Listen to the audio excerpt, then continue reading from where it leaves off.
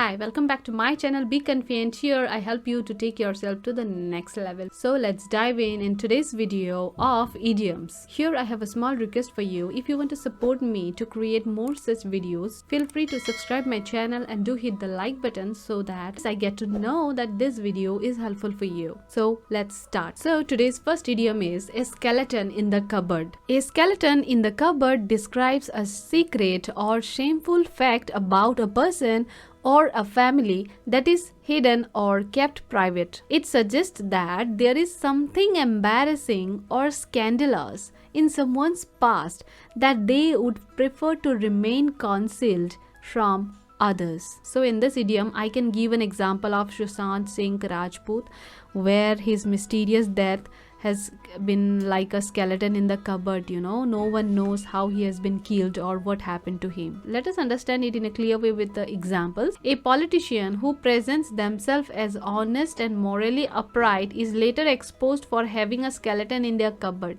A history of financial corruption. Next idiom is fly into a passion. Fly into a passion describes intense outburst of anger. It implies a loss of emotional control and the display of strong negative emotions, often accompanied by shouting. When someone flies into a passion, they lose control of their emotions and display intense anger. So let us understand it with the help of example. During a heated argument, a person's remarks strike a nerve, causing the other person to fly into a passion and shout angrily in response. A parent asks their child about their low grades, and the child, feeling defensive, flies into a passion, blaming teacher and refusing to take responsibilities. Another example is that in a sport match, a player becomes frustrated with a referee's decision and flies into a passion, screaming and gesturing in protest. Moving on to the next idiom is to smell a rat. So the idiom itself is something very fishy, To smell a rat is not a positive kind of thing. When someone smells a rat, they have a feeling or intuition, that things are not as they seem and that there may be hidden motive or dishonesty at play. Moving on to the next one is beat around the bush. Beat around the bush means avoiding directness, not addressing the topic in a direct way. It implies a lack of directness and a tendency to use indirect language, unnecessary details or diversion rather than getting to the point. When someone beat around the bush, they use indirect language or engage in unnecessary tangents rather than speaking straightforwardly. When asked about their opinion on a controversial topic, a politician starts to beat around the bush, using vague statement and avoiding taking a clear stance. Now here comes the another idiom, fair and square. It means to act or compete in a justified and honest manner without cheating or deception.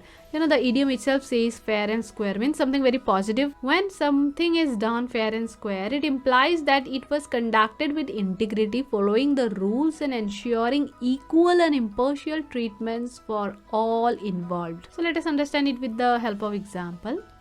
A teacher grades students' exams fairly and square, evaluating their performance based on objective criteria and without any bias or favoritism. Moving on to the next idiom is at an arm's length. At an arm's length itself, we can say that to keep something in distance, at an arm's length. At an arm's length means to maintain certain distance both physically and emotionally to protect yourself. A company maintains relationship with its suppliers at arm's length to prevent any potential conflict of interest. After a difficult breakup, a person chooses to keep their ex-partner at an arm's length to avoid getting hurt again. Moving on to the next idiom is grave error.